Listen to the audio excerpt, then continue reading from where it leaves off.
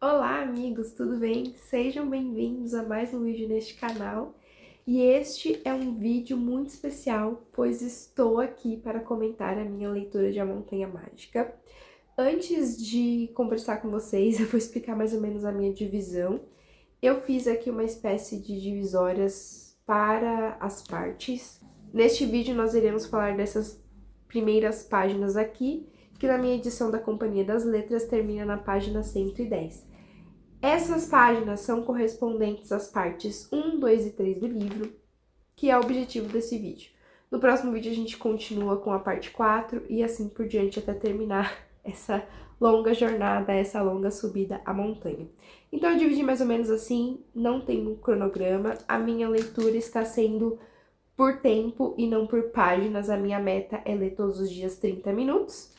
Às vezes eu consigo, às vezes eu não consigo, às vezes eu passo um pouquinho, tudo depende do meu dia, mas eu tenho lido também no Kindle, então isso tem me ajudado. Este vídeo tem spoiler da parte até onde eu fui, então eu fui até a parte 3, spoiler apenas da parte 3 e das partes seguintes nos próximos vídeos. Por favor, sem spoilers do final do livro, sem spoiler das páginas seguintes. Só comente sobre as partes 1, 2 e 3 do livro, para que ninguém seja surpreendido por um comentário.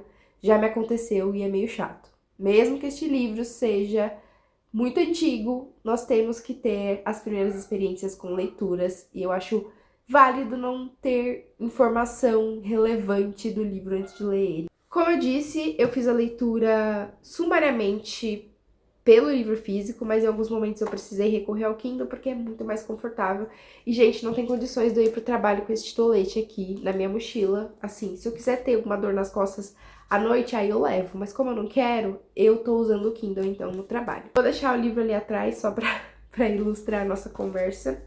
Eu anotei no meu caderninho toda essa passagem que lemos até agora. Esse caderno é muito fofo. Inclusive, eu ganhei da minha chefe em 2024, estou usando só agora. E eu anotei coisas que me chamaram a atenção para conversar com vocês.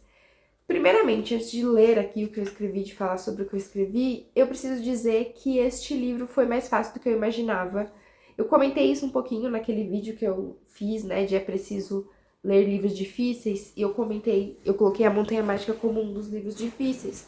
Mas, amigos, foi muito tranquilo de ler, eu tô super surpresa com isso. Como eu sempre digo, eu não sei se é porque eu já sou uma leitora calejada ou se realmente o livro não é difícil, mas pra mim foi tranquilo. Se uma coisa que eu preciso deixar claro é que eu não estou usando nenhuma leitura de apoio no momento, por opção minha mesmo, porque nada me saltou os olhos pra ver agora. Talvez quando eu terminar o livro ou durante a leitura eu procure alguma coisa de apoio, mas eu quis ler sem terceiras opiniões. É claro que assim, eu já sei um pouco a premissa da Montanha Mágica de tantas vezes que eu tentei ler ou que eu quis saber a respeito, mas por enquanto eu não tenho nada para indicar aqui. Tanto é que se o livro tiver alguma referência, alguma coisa, provavelmente eu não vá pegar.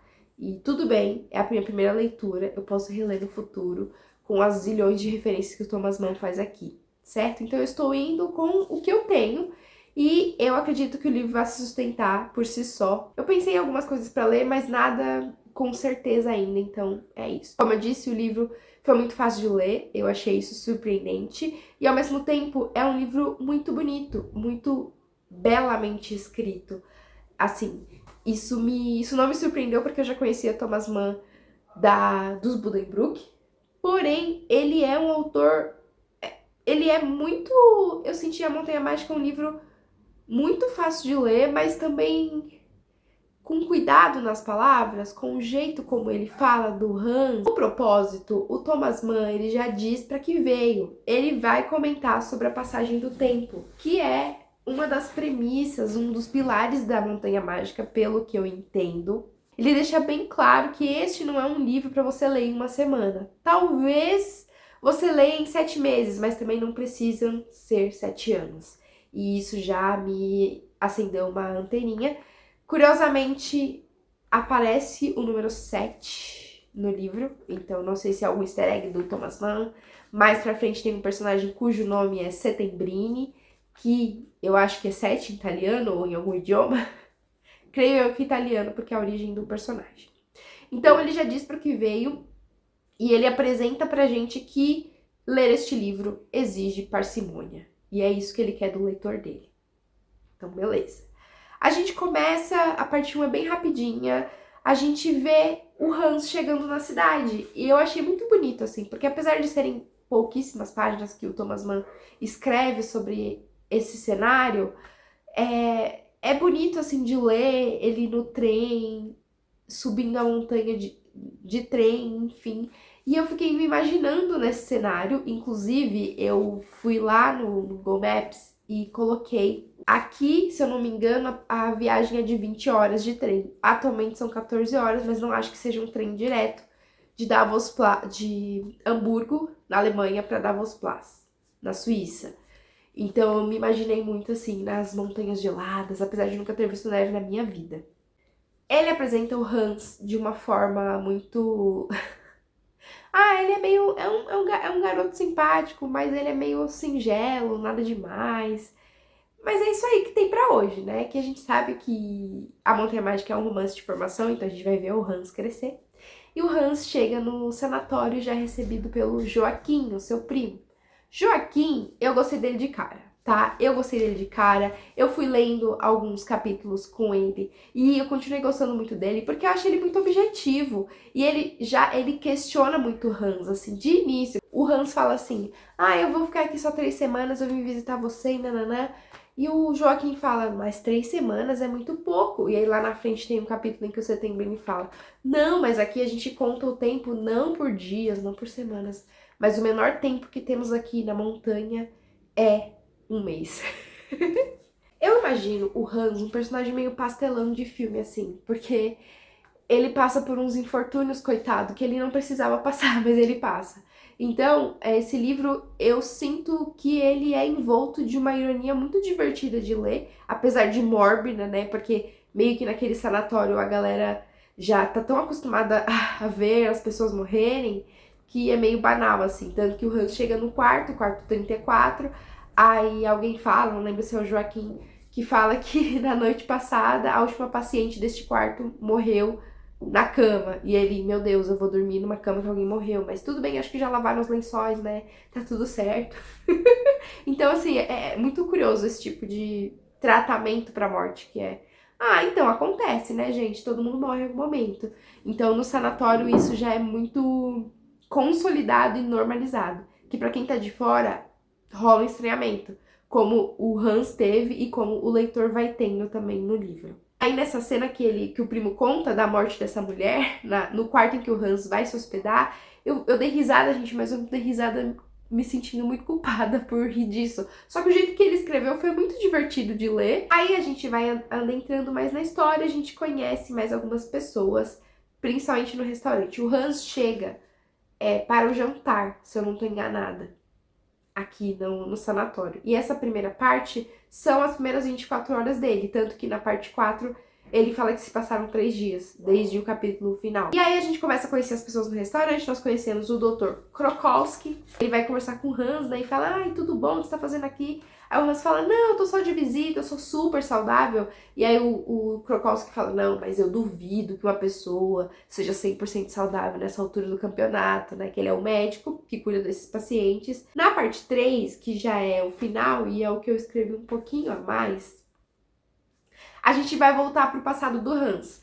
Quando o livro muda de tempo, eu já fiquei assim de orelha em pé. Eu falei, por quê? Tava tão divertido, tava tão interessante ver o Hans chegando no sanatório, conhecer este espaço, conhecer essas pessoas, e de repente a gente vai ler sobre o passado dele.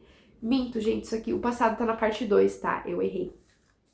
E aí a gente compreende que o Hans, ele é um filho único de um casal que já morreu, a mãe dele morre primeiro e o pai morre logo em seguida, coitado, provavelmente de tristeza por ter perdido a esposa. O Hans passa a ser cuidado pelo avô, que, né, cuidou dele até quando pôde, porque o avô também morre. E é muito curioso a relação que o Hans tem com a morte, porque os pais dele já se foram quando ele tinha, sei lá, 7 anos. E um pouquinho depois o avô dele morre também, E essas mortes não são apresentadas a ele, porque as pessoas protegem ele quando criança, por isso que tem esse estranhamento lá no sanatório, acredito eu, dele com morte, porque ele não teve tempo para processar isso durante a sua infância, adolescência, enfim. E aí ele vê o vô como uma figura muito imponente. E foi muito legal ter lido a parte em que ele fala do avô, porque eu ficava imaginando o Hans pequenininho vendo o avô dele como uma deidade, como uma divindade, porque ele era uma pessoa robusta, assim, pra ele, sabe? Ele parecia ser seguro de si, do que ele queria e tudo mais, e ele transmitia isso pro Hans, e o Hans admirava muito esse avô. Então ele acabou perdendo e foi morar com uma outra família. De novo, a perda da morte. Depois da morte do avô, o Hans passa a morar com o tio dele, que é o cônsul Tierne. Eu não lembro, eu não tô entendendo a minha própria letra. Mas ele passa a morar com esse tio, e o tio se torna o tutor legal dele, portanto, tutor legal também das empresas, da família. Aí ele vende uma parte para pagar os cuidados do Hans e deixa uma quantia que, se eu não me engano, são 400 mil francos para, enfim, pro Hans, né, como uma herança. Aí o livro fala que o Hans cresce, faz faculdade de engenharia naval, a família deles tem uma empresa que é de estaleiros e coisas marítimas, né, então faz sentido ele ter feito engenharia naval, mas o Thomas Mann não mostra muito da adolescência dele. Depois ele acaba retornando, né, à infância. E realmente, assim, eu realmente achei que daria sono, mas foi muito interessante e conhecer de onde ele veio, conhecer a figura do avô dele, que também não deixa de ser a figura paterna do Hans, porque o pai dele, como eu disse, morreu muito jovem. E o final da parte 2 nos explica por que o Hans está no sanatório. O tio dele que manda e ele vai. Então é por isso que ele está de visita. Ele nem é tão próximo assim do Joaquim, pelo que eu entendo, mas ele, tá bom, vou visitar meu primo, meu tio tá me mandando, e é por isso que ele está na montanha. O nome oficial do sanatório, que eu sempre esqueço de citar, é Sanatório Internacional de Berghof. E esses lugares em montanhas, né, esses espaços de tratamento, eram muito comuns no século XIX. Eu digo isso não porque eu estudei, mas porque em alguns livros clássicos a gente vê, a personagem tal tá doente, tá com pneumonia, mandam ela pra ir eu lembro de Guerra e Paz, que mandava uma casa de águas, uma coisa assim. Agora sim, nós chegamos na parte 3. O Hans acorda, né, bem cedo, e ele tá puto porque tem um casal de russos, primeiramente Hans Castorp, xenofóbico, certo? Ele tá puto porque o casal de russos que fica ao lado, eles estavam tendo saliências e fizeram um pouco de barulho, incomodou ele, e ele ficou bravo e falou, não quero ter contato com essa gente, por favor, me inclua fora dessa. Aí, gente, chega uma cena, uma cena que eu fico assim, indignada, que é o Hans sendo a própria Maria Fumaça, porque ele fala, que eu adoro fumar, eu não consigo um dia sem fumar me faz muito bem, eu amo cigarro, eu amo charuto, eu amo muito fumar, e fumar é muito bom, sendo que é muito ruim pra saúde, né? E aí o Joaquim, ele zoa o Hans, e eu achei bem feito, porque ele fala, como pode uma pessoa ser tão dependente de um objeto? E eu fico, fala mesmo, Joaquim, você estava certo o tempo inteiro. Como pode uma pessoa ficar dependente disso? Gente, eu tô aqui falando isso, mas eu sei que existe vício, existe doenças. Calma, tá? Sem me brigar, porque eu entendo. Eu só tô aqui falando do livro, do contexto do livro. Isso tá na página 62. Aí, o Hans pergunta sobre os mortos, né? Porque ele fica curioso e o Joaquim fala, então, quando a galera morre, eles sempre são retirados durante a noite pra nós não sermos incomodados. Então, às vezes, desaparece uma pessoa, é porque ela morreu. E os personagens acabam não percebendo, assim, a pessoa vai embora porque morreu e acaba que ninguém percebe, porque isso é muito comum aqui, né? A morte, a perda, as despedidas. E tem um capítulo, meus amigos, que eu gostei muito. Capítulo não, uma parte dentro do capítulo. Um capítulo. Que é o capítulo Satana, que eu achei peculiar este nome. Eu acho que ele quer dizer alguma coisa, mas eu não sei o que ele quer dizer. Talvez alguma coisa do além, um ocultismo, não sei. Que é o capítulo em que conhecemos Settembrini. Quando eu li este nome, Settembrini, eu me lembrei deste nome porque alguém citou anos atrás no Instagram. E eu guardei esse nome na minha cabeça, só que eu apaguei, aí eu li e lembrei que era um personagem da Montanha Mágica. E eu preciso dizer, Settembrini é o maior que temos, eu gostei muito dele. Ele é todo esquisitão, certo? Não vou negar. Mas ele é muito interessante de se ler, de ser lido. E aí ele aparece, e eu até anotei aqui que eu senti um déjà vu quando vi o nome dele, mas eu já gostei do Divo, achei ele um grande querido, porque ele já chega também questionando o Hans. Eu acho que é isso que a gente gosta, sabe aquele personagem que é muito assim, mirradinho, meio bobão, assim, que é o Hans, o próprio narrador assume isso, e aí ele bota o quê? Pessoas ao redor do personagem para desafiá-lo, para questioná-lo, e é sempre bom sermos constantemente questionados. Aqui na página 78 tem uma frase que eu anotei que é a seguinte: pois todo caminho que trilhamos pela primeira vez é muito mais longo que o mesmo caminho que já conhecemos. E aqui também fala muito sobre o que é este livro, pois, como eu disse, essas primeiras 3 partes que correspondem à chegada do Hans, o primeiro dia dele inteiro na montanha, é tudo isso aqui, ó. E aqui, provavelmente serão muito mais tempo, né? E é isso porque que tá tão detalhado num único dia, porque quando a gente começa uma coisa nova, parece que dura uma eternidade. E como eu disse, esse livro, ele discute a passagem do tempo. Inclusive, hoje é dia 10 de junho, que eu tô fazendo mais um ano de aniversário no lugar que eu trabalho. E eu falei, a gente sempre fala, nossa, parece que passou muito tempo desde o primeiro dia. Mas eu me lembro que lá nos primeiros dias, nas primeiras semanas, eu estava aprendendo as coisas, eu estava tentando entender como que a empresa funcionava. E demorava muito mais do que hoje. Hoje eu já sei como que é o caminho que eu tenho que fazer. Como que eu chego, o que eu faço, já li o computador, já faço as minhas tarefas, ninguém precisa me mandar fazer. Então é muito interessante essa questão da passagem do tempo, que inclusive é um tópico que o Hans vai debater um pouquinho mais pra frente. Uma coisa que o Hans critica quando chega, depois ele começa a fazer igual, é que o Joaquim faz o tour, né, de acordo com os horários dos próprios hóspedes, e faz com o Hans e fala, ai, aqui tá horário a gente descansa. E o Hans ficou falando assim, uai, mas pra que vocês descansam tanto? Não tem necessidade. E aí chega uma parte do livro que ele fala, nossa, eu queria muito ter um descansinho, sabe? Eu também, Hans Castor, eu também. São descansos de verdade, a galera deita, não é numa rede, eles deitam numa esteira, na sacada, então eu imagino que a paisagem deva ser muito bonita, apesar de ser frio, né? Enfim, também queria descansar muito, tal qual os personagens do sanatório, mas ainda não é possível. Eu sou fã número 1 do Settembrini, eu acho ele um querido, eu acho ele muito sensato. E o Hans, eu tenho uma opinião, o Hans é muito tonto. Ele é aquele personagem super sem graça, que eu sei que ele vai crescer ao longo da narrativa, pelo menos assim espero. E aí, neste livro, eu percebo que eu gosto de todo mundo, menos do Hans, que todo mundo é muito mais interessante do que o próprio protagonista. E claro, acredito eu que seja um recurso proposital da parte do Thomas Mann, porque aqui nada tá jogado de graça, tem coisas aqui.